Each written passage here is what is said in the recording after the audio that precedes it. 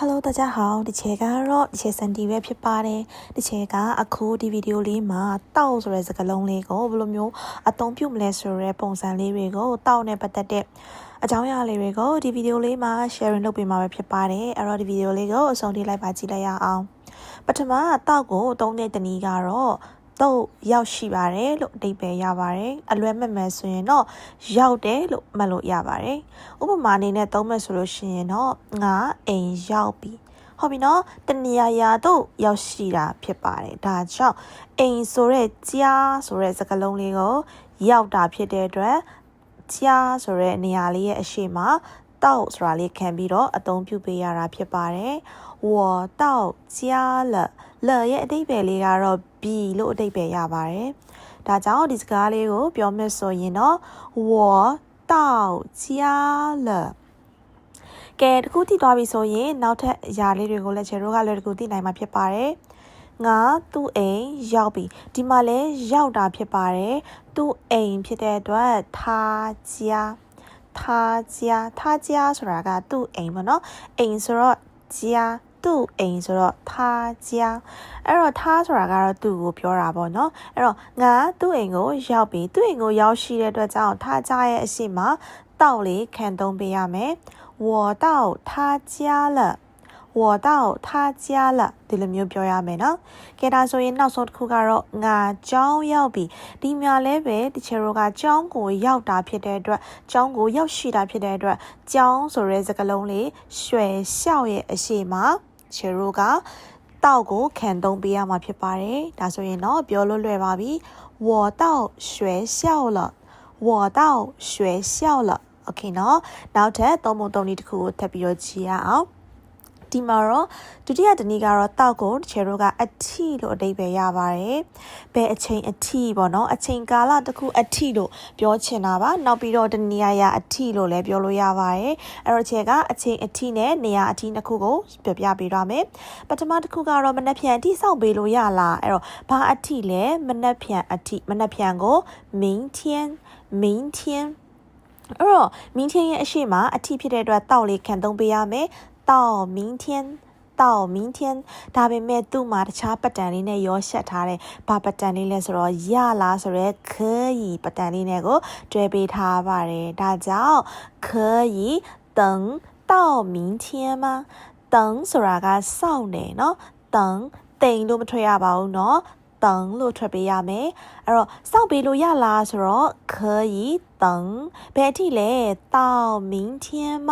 မနက်ဖြန်အထိစောင့်ပေးလို့ရလားမေကွန်းပြပုတ်လားဖြစ်တဲ့အတွက်နောက်ဆုံးမှာမဆိုတဲ့စကားလေးထည့်သုံးပေးထားတာဖြစ်ပါတယ်可以等到明天吗ကဲနောက်တစ်ခုကတော့ငါနေ့အိမ်အထိလာလို့ရလားဘာအထိလဲနေ့အိမ်အထိအဲ့တော့နေ့အိမ်နေ့ရဲ့အိမ်ပေါ့ဒီမှာတော့တစ်ချက်ကတော့လေးခံသုံးပြထားတယ်အခုနရှေ့ရဝတ်ကြမှာလဲသူ့ရဲ့အိမ်ဆိုရင်他的家လို့သုံးရင်လည်းရတယ်เนาะနေ့အိမ်ဆို你家လို့သုံးရင်လည်းရပါတယ်你的家လို့သုံးရင်လည်းရတယ်အဲ့တော့ငါလာလို့ရလားဆိုတဲ့အရှိက我可以来ဆိုတာနဲ့အစချီရမယ်ပြီးတော့မှဘယ်အထိလဲနေ့ရဲ့အိမ်အထိဒါကြောင့်မလို့到你的家ဟုတ်ပြီနော်我可以来到你的家吗你ရဲ့အိမ်အထိလာလို့ရလား我可以来到你的家吗ဒီလိုမျိုးပြောရမှာဖြစ်ပါတယ်ကဲဒါကတော့ကျတို့အချိန်ကာလတစ်ခုအထိနေရာတစ်ခုခုအထိလို့ပြောတဲ့ပုံစံလေးနဲ့သုံးတာပါမနက်ဖြန်အထိဆိုရင်到明天ညနေအထိဆိုလို့ရှိရင်到下午ဒီလိုမျိုးကျတို့ကကိုတိထားတဲ့ဝါကြလေးတွေကိုတိထားတဲ့မီနီလေးတွေနဲ့အတူတူဒီပုံစံလေးမှာလည်းတွဲဖက်ပြီးတော့အသုံးပြုနိုင်ပါတယ်ကဲဒါဆိုရင်နောက်ထပ်သုံးတဲ့နည်းတစ်မျိုးကိုဆက်ပြီးတော့ကြည့်ရအောင်ကဲဒီတတိယနီလေးကတော့ရလက်တစ်ခုကိုဖော်ပြတဲ့အခါမှာသုံးတာဖြစ်ပါတယ်မြင်ရ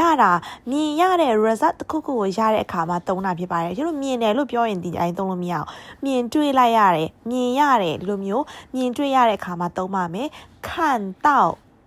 အဲ့တော့ငါနင်းကိုမြင်ရပြီအဲ့တော့ငါကမြင်ရတာဖြစ်တဲ့အတွက်我看到ဘယ်သူကိုလဲနင်းကိုပြီးဆိုတော့လလေးထည့်ရတယ်我看到你了ငါနင်ပြောတာကြားရပြီဒီခါမှာတော့ကြားရတာဆိုတော့听到ဒါကြောင့်ငါက听到ကြားရတယ်နင်ပြောတာဆိုတော့你说的了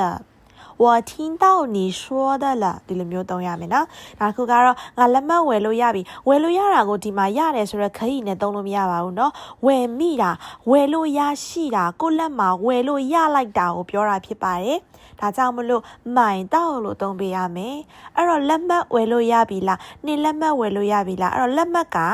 object ပေါ့နော်အသုံးခံပုတ်ဖြစ်တဲ့အတွက်ကြောင့်မို့လို့နီးပါ票နေလက်မှတ်ကိုဒီလိုမျိုးသုံးလို့ရပါတယ်နီးပါ票买到了吗အဲ့တော့ဒီပုံစံလေးကတော့ advanced level ဒီတက်ထားတဲ့သူတွေကိုတက်ထားတဲ့သူတွေတော့သိမယ်ပေါ့နော်နီးပါ票买到了吗အခြေကမိုင်တော့ဆိုတဲ့အကြောင်းအရာလေးကိုရှင်းပြပေးချင်တာဖြစ်တဲ့အတွက်သုံးတာပါ။အော်ငါဝမိုင်တော့လောဝမိုင်တော့လောဆိုရင်ဗာလဲ။အော်ငါဝယ်မိလိုက်တယ်။ဟိုဘက်မှာ discount တွေချနေရဲ့အဲ့အင်ဂျင်တွေနေဝယ်ပြလိုက်လားဆိုရှင်ကွာအကယ်၍ကိုများဝယ်ပြလိုက်တယ်ဆိုရင်အော်ဝမိုင်တော့လောဝမိုင်တော့လောလူမျိုးငါဝယ်မိလိုက်တယ်ငါဝယ်လို့ရလိုက်ပါတယ်ဆိုတော့ပုံစံလေးနဲ့သုံးရတာပါ။တခုခုဆိုရင်လဲအော်你听到吗လား你ကြားရလားကြားမိလိုက်လားဆိုရင်အော်我听到ဗာလဲငါကြားရတယ် result ကိုရရှိတဲ့ကြမှာ听到လိုမျိုးသုံးလို့ရတယ်买到看到အဲ့လိုမျိုးပေါ့နော်ကျွန်တော်တို့ကတခုခုကိုရလိုက်ရရှိတဲ့အခါမှာလေဒီတောက်လေးနဲ့တွဲသုံးလေးရှိပါတယ်အဲ့တော့အခုတစ်ချက်ရှင်းပြသွားတဲ့တောက်ကိုသုံးပုံသုံးနည်းသုံးမျိုးလေးကိုနားလည်မယ်လို့ထင်ပါတယ်နောက်ထပ်မတူကွဲပြားတဲ့ဝါကြလေးတွေမှာသုံးပုံသုံးနည်းလေးတွေကိုလည်းပဲကျွန်တော်ကဗီဒီယိုလေးတွေကနေတစ်ဆင့်ရှင်းပြပေးမှာဖြစ်ပါတယ်။ခြေရဲ့ channel လေးကိုကြိုက်တယ်ဆိုရင်တော့ like and subscribe လေးလုပ်ခဲ့ပေးပါနော်။အသေးစိတ်တင်တန်းလေးတွေသိချင်တယ်ဆိုရင်လည်းလာပြီးတော့စုံစမ်းလို့ရပါတယ်။ကြည့်ချင်း